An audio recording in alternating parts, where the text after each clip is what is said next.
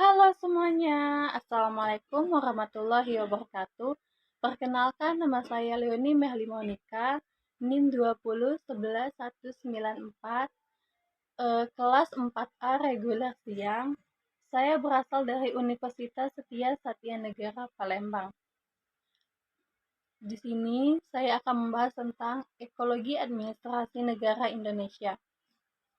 Sebelum masuk ke pembahasan ekologi administrasi negara, saya akan menjelaskan pengertian dari ekologi dan administrasi negara.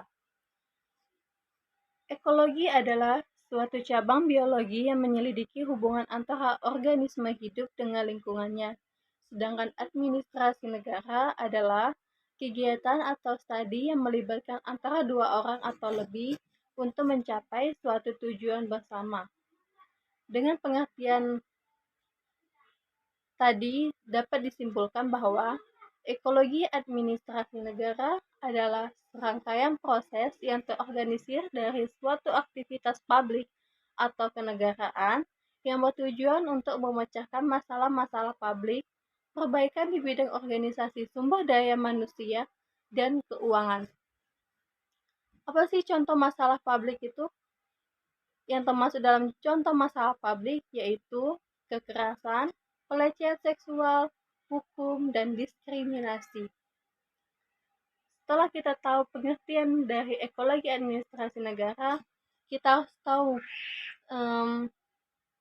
tujuan kita mempelajari, apa sih tujuan dari kita mempelajari ekologi administrasi negara. Yang pertama, kita dapat mengetahui ciri-ciri suatu sistem administrasi negara dari suatu masyarakat, bangsa, dan negara tertentu. Yang kedua, kita dapat memahami mengapa dalam suatu masyarakat, bangsa, dan negara itu telah tumbuh dan berkembang suatu sistem administrasi negara yang berbeda-beda. Selanjutnya, prinsip dasar ekologi pemerintahan. Ada 4 prinsip dasar ekologi pemerintah menurut Puan Amsyari. Yang pertama, setiap masalah akan menimbulkan stimulus negatif terhadap sistem yang akan menghancurkan eksistensi manusia. Yang kedua, perlunya tindakan adaptasi yang menyeluruh dan mengarah kepada suatu perbaikan ekosistem agar menjadi lebih stabil dan harmonis.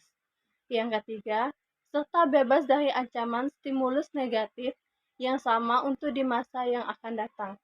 Dan yang keempat, tindakan adaptasi apapun dilakukan harus berorientasi pada pemikiran untuk kemanfaatan yang sebesar mungkin untuk kepentingan eksistensi manusia. Selanjutnya, ada 7 cara pendekatan administrasi negara. Yang pertama, sebagai salah satu dari kedua fungsi pemerintahan yang penting. Yang kedua, sebagai salah satu cabang dari pemerintahan. Yang ketiga, beraspek yuridis. Yang keempat, sebagai profesi. Yang kelima, sebagai manajemen. Yang keenam, sebagai seni dan ilmu. Dan yang ketujuh, sebagai suatu proses.